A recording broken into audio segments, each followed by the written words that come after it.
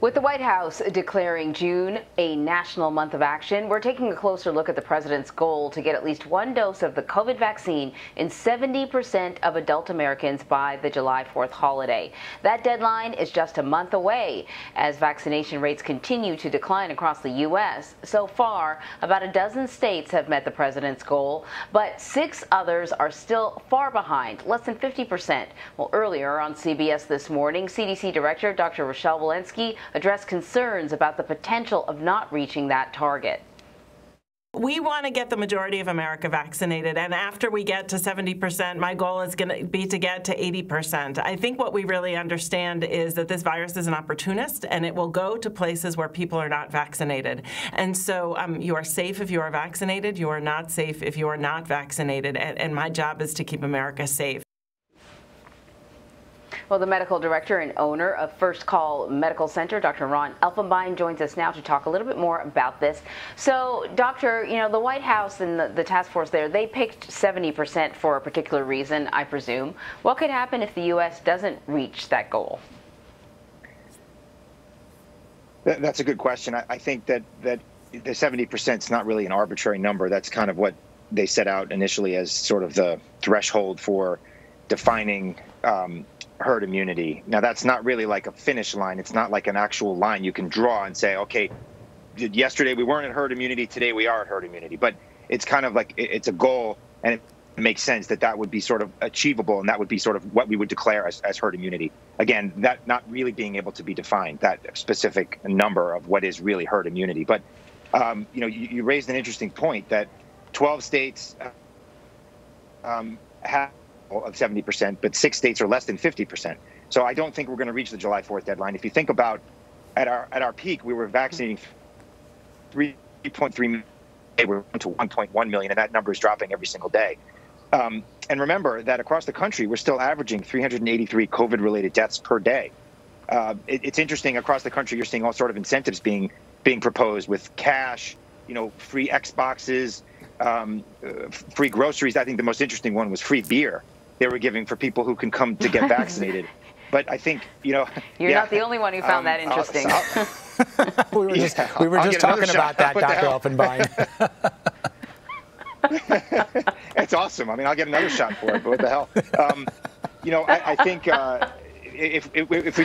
if we don't reach that threshold, it's not like the world is going to end, but remember that we're still seeing 383 deaths a day, and the numbers of people who are being hospitalized in the unvaccinated population are skyrocketing. So that does not portend well for people who choose not to get vaccinated.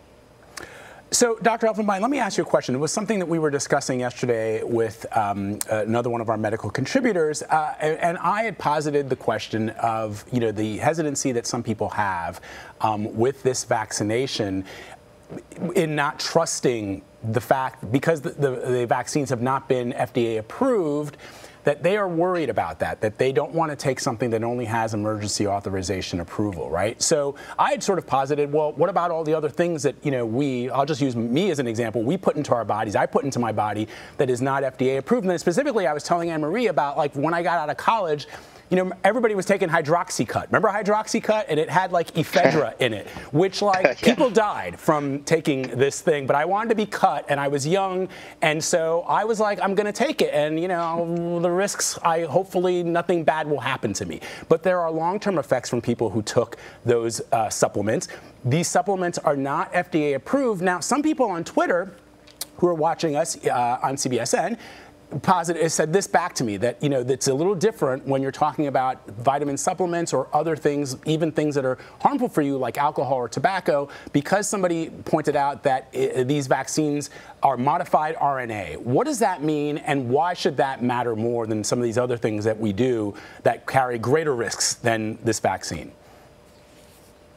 Yeah, I'm glad your point is excellent. I think people will happily take something that they see on Twitter or Facebook or Instagram or whatever that says, take this and you're going to lose 50 pounds and you'll look like 30 years younger, without any data whatsoever.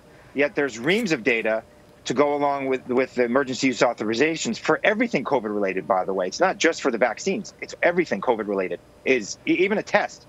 So if they're going to go out and get a PCR test or, an antigen test, that has the same emergency use authorization as the vaccines do. So, you know, your logic, their logic rather, is somewhat spurious in that regard. But I think people just don't trust the government. And I think that what you're speaking about is that the government authorized it, therefore it's not trustworthy, without a full, true, approval.